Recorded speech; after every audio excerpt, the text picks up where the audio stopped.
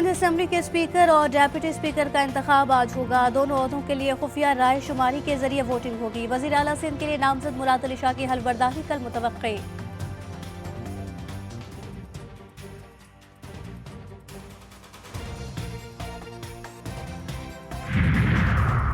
वजीर आला पंजाब का इंतखाब कल होगा। कागजात नामजदगी आज शाम 5 बजे तक जमा कराए जा सकेंगे। मुस्लिम लीग नून मरियम नवाज को वजारत आला के लिए नामजद कर चुकी। सुन्नी इत्तेहाद काउंसिल ने अपना उम्मीदवार तब्दील कर लिया। राना आफ्ताब उम्मीदवार होंगे।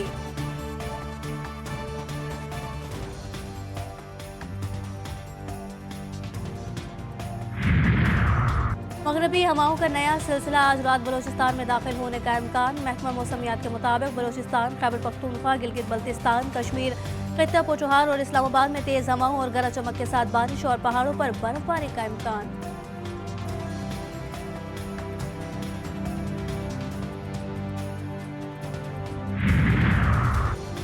मुल्क भर में शब बारात आज अकीदत और एहतराम के साथ मनाई जाएगी। मसाजिद और घरों पर नफली इबादत का एहतमाम होगा। लोग फातिह ख्वानी के लिए कब्रिस्तान जाएंगे।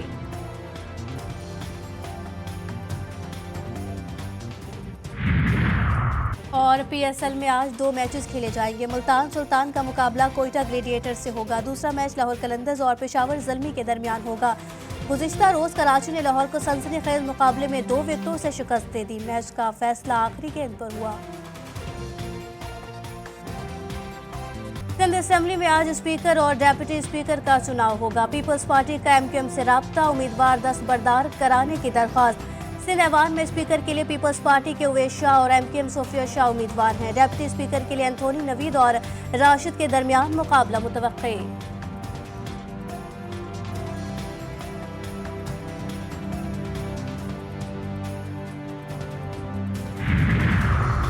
PTI के अरकान का सिंध असेंबली का हल्फ उठाने का फैसला। आज़ाद अरकान सुन्नी इत्तेहाद काउंसिल के रुकन की हैसियत से हल्फ उठाएंगे।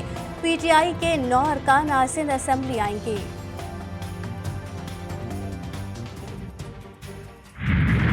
सिंध असेंबली में हल्फ बर्दारी, शहर की सड़कों पर मारामारी। मुत्तहदा अपोजिशन जमातों का मुबैना धांधली के खिलाफ एहतजाज। प्रेस क्लब और इशारा फैसल पर धरना। नर्सरी स्टॉप दिन भर मैदान जंग बना रहा। GDA, JUI और PTI कारकुनों का मुजाहिरा। वक्फे से पुलिस और मुजाहिरीन में झड़पें भी हुई। पुलिस के लाठीचार्ज और शेलिंग से मुतादिद कारकुन जख्मी। पुलिस ने कई मुजाहिरीन को हिरासत में ले लिया। एहतजाज बाई इशारा फैसल के दोनों ट्रैक्स पर ट्रैफिक की रवानी मुअत्तल रही।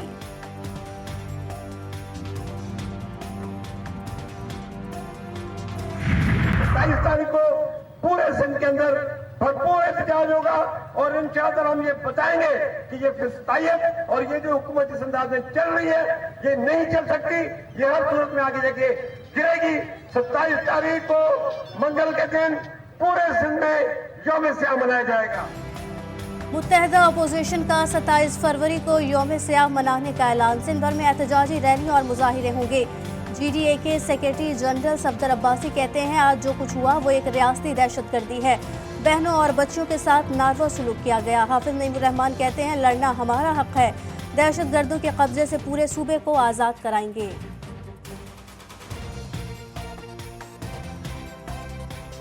आरोप को लिखकर दिए हुए फैसलों की बुनियाद पर फॉर्म 47 की बुनियाद पर बनने वाली जाली लीडरशिप है जो इस सिंध असेंबली में लाकर बिठाई गई है। MQM और पीपल्स पार्टी के इन कब्जागिरों का अवाम से कोई ताल्लुक नहीं है।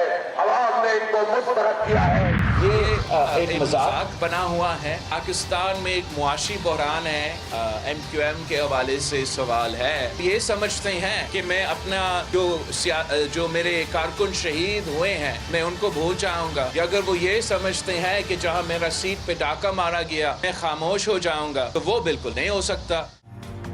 इंतखाबी मुहिम के दौरान हंगामा आराई, कारकुनों की शहादत। बिलावल का सिंध हुकूमत बनने के बाद तहकीकात के लिए JIT बनाने का ऐलान। धांधली के इल्जामात पर बिलावल भुट्टो बोले हमें बताएं तो सही किन सीटों पर धांधली हुई। सियासी जमातों की ब्लैकमेलिंग में नहीं आएंगे।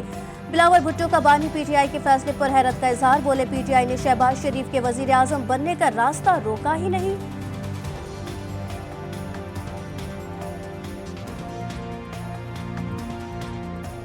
इस वक्त अगर शहबाज शरीफ साहब वजीर आजम बनने जा रहा है तो शहबाज शरीफ साहब जरूर हमें भी शुक्रिया कहेगा, मगर पीटीआई को भी शुक्रिया कहेगा। इसलिए पीटीआई ये ज्यादा नंबर्स उनके पास होने के बावजूद इन्होंने तो कोशिश ही नहीं की कि शहबाज शरीफ साहब का रास्ता रोके। कराची की जो आवाज़ है वो पूरे पाकिस्तान का दर्द उसमें छुपा हुआ है। पूरे पाकिस्तान के 23 करोड़ आवाम के लिए मांगा है हुक्मरानों से, तो हमने कहा है कि आप सिर्फ 3 तरमीम कर दें जिसका हुक्म आइन में दर्ज है, जिसका हुक्म सुप्रीम कोर्ट से आ चुका है।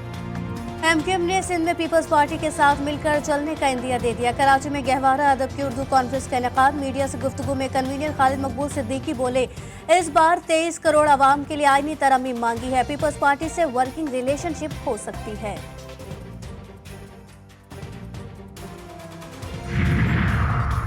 बलोचिस्तान असेंबली का इजलास 28 फरवरी को दोपहर 3 बजे तलब। नौमुंतखब अरकान असेंबली हल्फ उठाएंगे। स्पीकर और डेप्यूटी स्पीकर के इंतखाब का शेड्यूल भी जारी होगा। वजीर आला बलोचिस्तान के नाम का ऐलान आज मुतवक्के। खैबर पख्तूनख्वा असेंबली का इजलास भी 28 फरवरी को तलब कर लिया गया। गवर्नर ने निगरां वजीर आला की भेजी गई समरी पर दस्तखत कर दिए।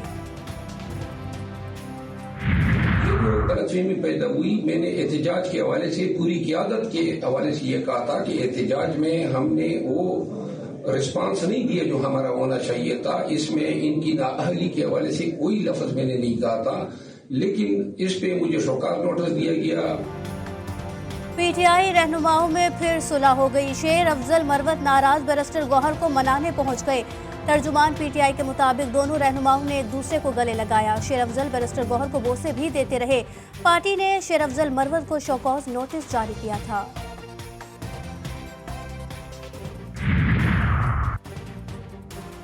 गजा में मजलूम निहत्ते फलस्तीनियों का कत्लेआम। ईरान के सुप्रीम लीडर की मगरबी ममालिक पर शदीद तनकीद। अपने एक पैगाम में आयतुल्लाह खामनाई ने कहा, मगरबी जमहूरियत और लिबरलिज्म मुनाफिकत के सिवा कुछ नहीं। इसराइल की सफाकी और दरिंदगी पर मगरबी दरिंदा सिर्फ भेड़िए से ज्यादा बदतरीन रद्द अमल दे रहा है।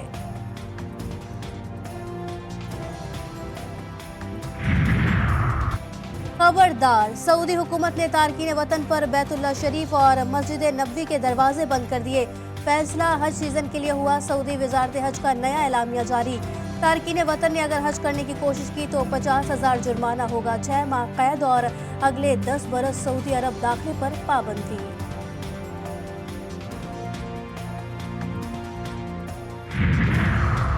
भारतीय वजीर आजम मोदी और उनकी जमात भारतीय जनता पार्टी को लेने के देने पड़ गए। दिल्ली में 200 यूनिट फ्री बिजली देने वाली मकबूल तरीन जमात आम आदमी पार्टी ने हिंदुस्तान की कदीम जमात कांग्रेस से इत्तेहाद कर लिया।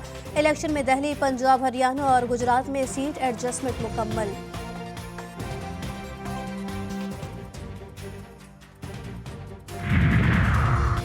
सिंध गेम्स के इंतजामात पर सवालात उठ गए। सक्कर का एथलीट हमजा 40 मिनट तक नींद बेहोश पड़ा रहा। सिंध गेम्स में हंगामी सूरत हाल के लिए मेडिकल एड का कोई इंतजाम नहीं किया। नेशनल कोचिंग सेंटर में ना डॉक्टर है और ना ही कोई एम्बुलेंस।